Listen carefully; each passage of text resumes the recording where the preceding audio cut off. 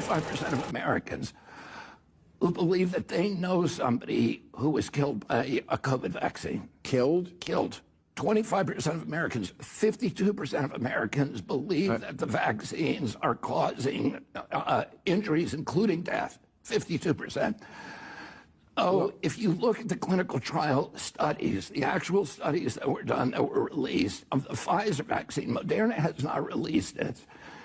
If you look at the Pfizer vaccine, there were 22,000 people in the placebo group, 22,000 people who got the actual vaccine.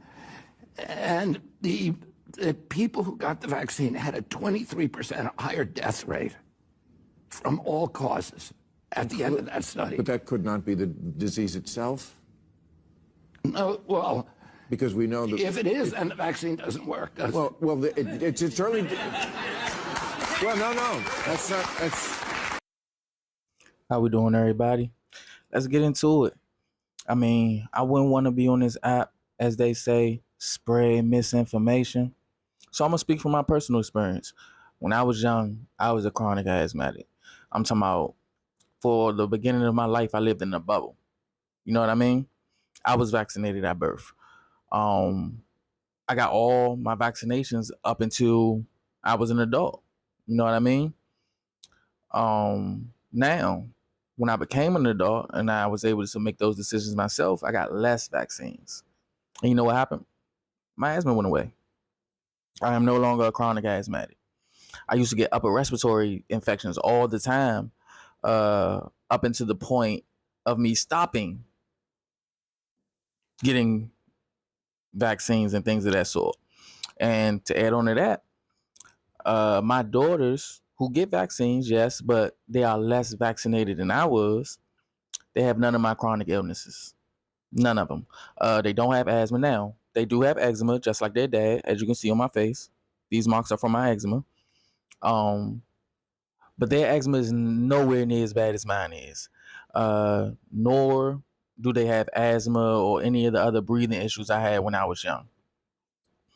And on the topic of not spreading misinformation, I'm going to throw a little more information at you. Here's this. The study was on every baby born into my practice, so not the whole practice. I wanted a nice, clean sample. You start at birth, and then you look at the difference in all health outcomes, which they never study that. The CDC should, but they never do. Look at all health outcomes comparing vaccinated, and in my case, they were variably vaccinated, not CDC vaccinated, to completely unvaccinated, and see the difference.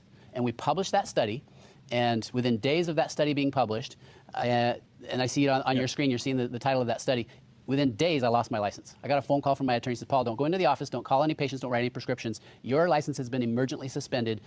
And I said, why? He says, well, they had an emergency meeting, and you are a threat to public health. For doing science, for saying, hey, I see a problem. I'm just showing you the data. Right. I have a very large practice. I can show you the kids. I can show you all that data. And it's saying what it's saying, and that makes me dangerous. Right. Here's some of the data, just so all of you can see it. I mean, look at this. You've got asthma. Look, the red line is those that are vaccinated. The blue line that are unvaccinated. Allergic rhinitis. I mean, they're all through the roof. Breathing issues. ADHD. Look at that. I mean, it's almost completely a vaccine injury. Respiratory infections. Ear pain. Eye disorders. Eczema. Something that our poor kids. And by the way, eczema. My understanding is eczema used to be considered a vaccine injury. There it is, guys.